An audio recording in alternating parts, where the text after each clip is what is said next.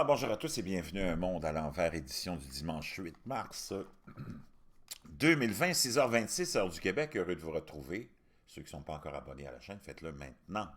Merci à tous ceux qui m'envoient des liens, des messages. C'est vraiment très apprécié. Un Monde à l'envers, c'est aussi comme un babillard communautaire international pour la francophonie. J'ai des messages, des liens qui me viennent et qui sont toujours très pertinents.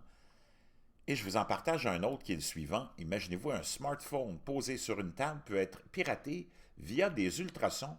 Il y a même une vidéo, je vous laisserai le lien dans la boîte de description. Ça nous vient de Wikistrike. Rien ni personne n'est supérieur à la vérité. L'assistant vocal d'un smartphone peut être manipulé à l'aide d'ultrasons indétectables à l'oreille et permettre à des personnes malveillantes d'accéder à l'appareil, affirment des chercheurs. Ils se veulent cependant rassurants. Des chercheurs de l'Université de Washington ont établi que les smartphones qui disposent d'un assistant vocal, comme Siri ou Google Home, peuvent être piratés à distance par des ultrasons. Ils ont présenté le résultat de leur travail dans un rapport au Network and Distribute System Security Symposium.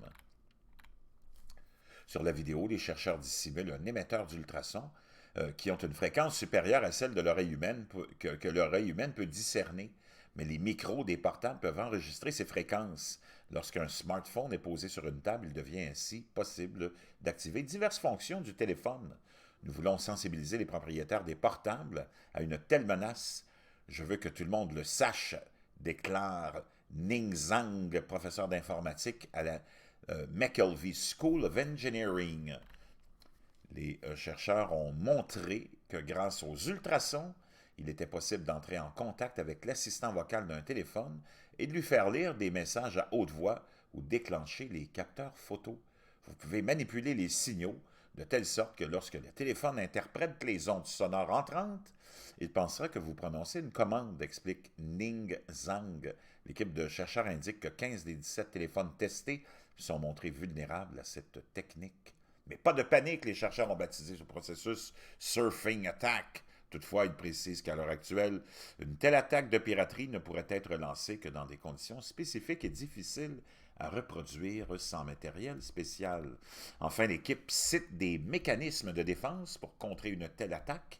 Ainsi, il suffirait d'envelopper son appareil dans un mouchoir ou de le placer sur une nappe. Vraiment intéressant, mais probablement pas si rassurant qu'on veut nous le faire croire.